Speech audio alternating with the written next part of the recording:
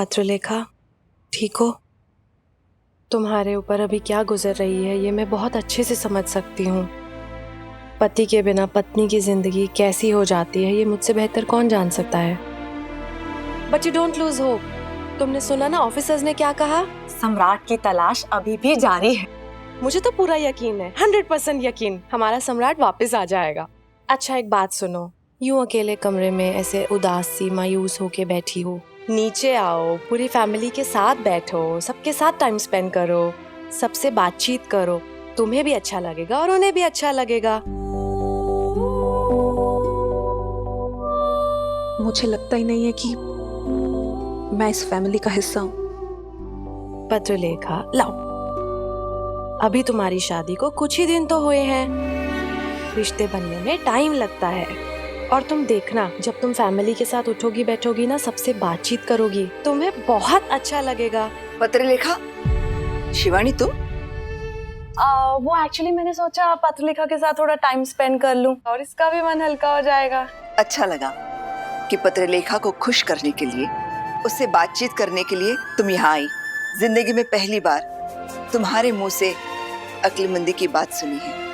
वही नहीं, मैं जो कुछ करती हूँ अपनी मर्जी से करती हूँ, दूसरे की मर्जी से नहीं।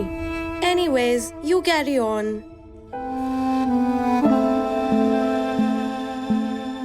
पत्रलेखा बेटा, तुम इस सब पर ध्यान मत देना, बस एक बात याद रखना, कभी बड़ों को पलटकर जवाब मत देना। ये इस घर के संस्कार नहीं है।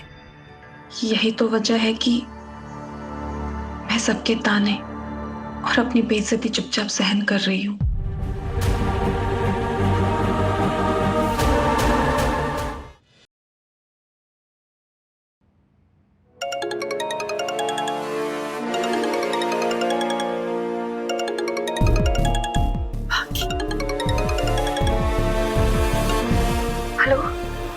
हेलो बाकी, इतना लेट? सब ठीक है ना? सब ठीक होता तो मैं तुझे कॉल क्यों करती नेहा? मुझे तुझसे मिलना है अभी। बाकी अभी वो एक्चुअली राज ना मुंबई गया हुआ है और मैं भी अभी नहीं। नहीं आ सकती अकेले, और तेरे ससुराल वाले क्या सोचेंगे? इतनी क्या इमरजेंसी थी जो नेहा यहाँ इस टाइम पे? जिसने जो सोचना है सोचे। बाकी काम डाउन। क्या हुआ है मुझे बता। और कल परसों में मिलते हैं ना आराम से। मुझे अभी मिलना है। तू एक काम कर, तू मेरे घर पहुंच, मेरे आई बाबा के घर। मैं यहाँ से निकल रही हूँ, बस आधे घंटे में पहुंच जाऊंगी। बाकी तूने टाइम देखा है? 11:30 बज रहे। और तेरे ससुराल वाले तुझे आने देंगे क्या इस टाइम पे? नहीं रहा जा रहा नेहा मुझसे यहाँ, दम घुटता है मेरा इस घर में, मैं पागल हो जाऊंगी। जब देखो जब कोई ना कोई टॉन्ट करता रहता है, बात बात पे मुझे ताने मारते रहते हैं। नहीं नेहा, इस सब के बाद मैं एक आदर्श बहू बनने का नाटक नहीं कर सकती, नहीं हो पाएगा मुझसे। बहुत घोटिया मैंने अपनी ख्वाहिशों का गला, लेकिन अब और नहीं। तू बस 10 मिनट में निकलना, हम मिलते हैं। बाकी मेरी बात तो सुन। Hello hello hello.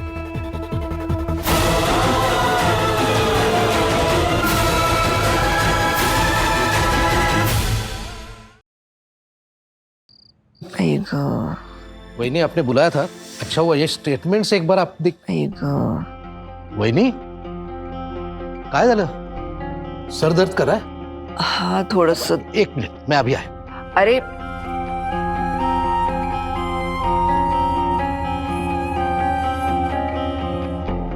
वहीनी, ये लीजिए।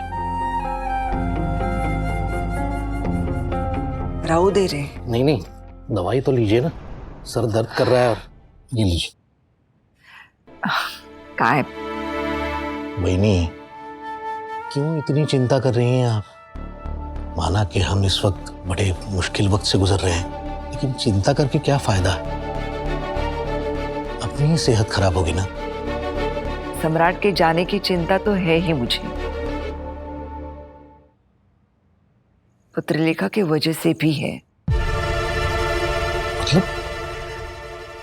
पत्रलेखा मायके जाने की बात कर रही है और मैं ये बिल्कुल नहीं चाहती। वो यहाँ इस घर में रहे, यही सही है और ये जरूरी भी है। बिल्कुल सही कह रही हैं आप। एक टेंशन और भी है। खंडोबा ना करे, अगर सम्राट का पता नहीं चला और वो वापस नहीं आया तो सम्राट का सारा पैसा मानसी के बजाय पत्रलेखा को मिल जाएगा। खंडोबा की दया से वैसे तो सब कुछ है इस घर में, लेकिन फिर भी तुम जानते तो हो ही ना कि सम्राट के आर्मी में जाने के बाद से मानसी ने कभी कोई मदद, पैसे, रुपए हमसे नहीं लिए। अब ऐसे में पत्रलेखा से तो हम कहने से रहे कि इन पैसों की जरूरत तुमसे ज्यादा तुम्हारी सास को है। जो आप कह रही हैं, सोच रही हैं, वो एक हद तक सही है, लेकिन मुझे नहीं लगता ऐसा कुछ होगा। पत्रलेखा एक सुलझी हुई समझदार लड़की है। निनाद, मुझे लगता है हमें पत्रलेखा को बहुत ज्यादा प्यार और इज्जत देनी चाहिए। उसे इस घर का सिर्फ हिस्सा समझना नहीं, उसे इस घर का हिस्सा बनाना चाहिए, ताकि वो फिर कभी ये घर छोड़ के जाने की बात ना सोचे। जी बिल्कुल सही। अरे आप दवा तो लीजिए। अरे घेते रे। नहीं वही नहीं, लीजिए। अरे आप दवाई खिला रहे हैं बहिनी को? मैं जानती थी। अश्विनी, मैं और वहिनी कुछ जरूरी बातें कर रहे हैं, बाद में आना। ठीक है, आप कीजिए आपकी जरूरी बात।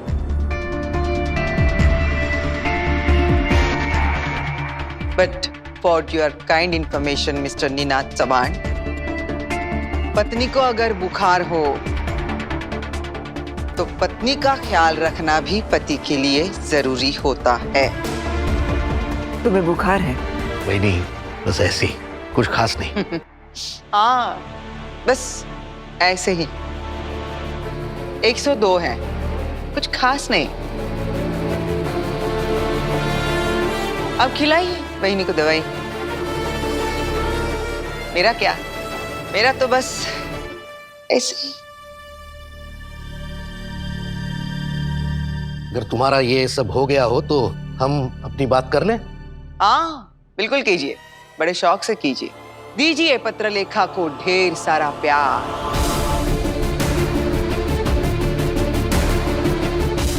पेश आइए उसके साथ इस घर में बड़ी इज्जत से।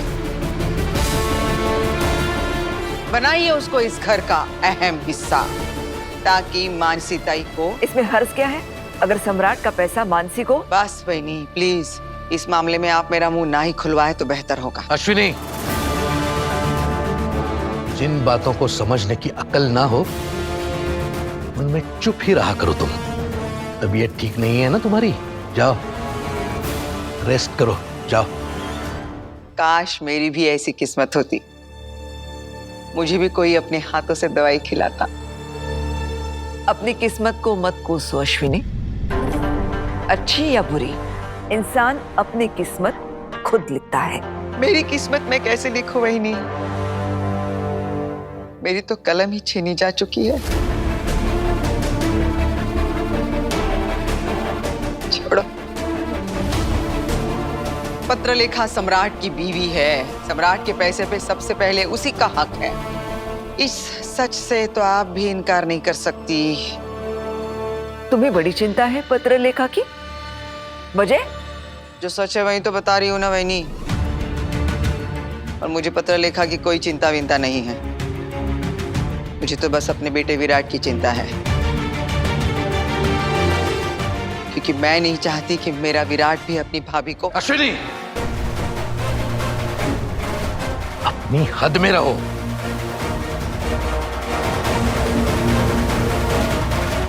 जाओ यहां से।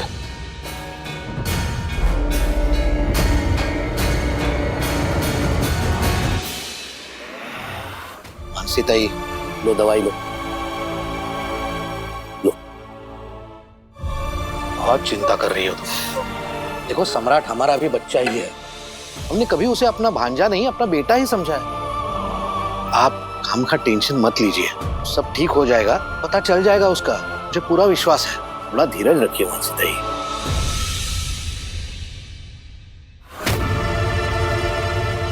भाभी, इस वक्त आप कहाँ जा रही हैं? वो भी इतना बड़ा बैग लेके।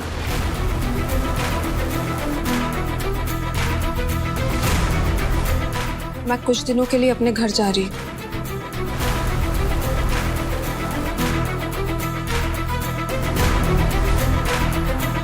पत्रलेखा, शादी के बाद लड़की का घर, निवास, हाउस उसका ससुराल होता है।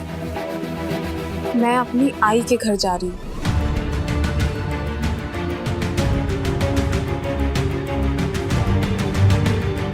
ये बात तो मुझे बहिनी को बतानी पड़ेगी। पत्रलेखा बेटा, सम्राट को लेकर हम सब इतने परेशान हैं। तुम्हें लगता है ऐसे में तुम्हें मैके जाना चाहिए?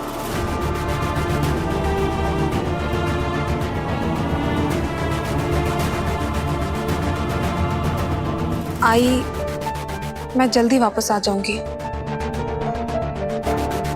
इस घर में भवानी काकू की मर्जी के बिना कुछ नहीं होता है। उनसे परमिशन ली आपने? मुझे अपने घर जाने के लिए किसी की परमिशन की जरूरत है?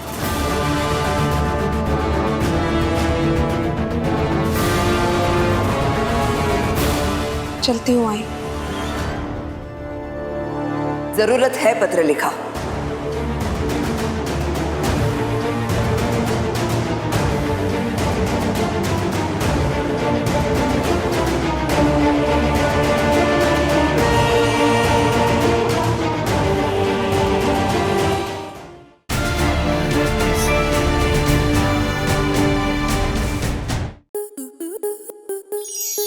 स्टार प्लस के ऐसे ही और बेहतरीन लम्हे देखने के लिए सब्सक्राइब करें हमारे YouTube चैनल को।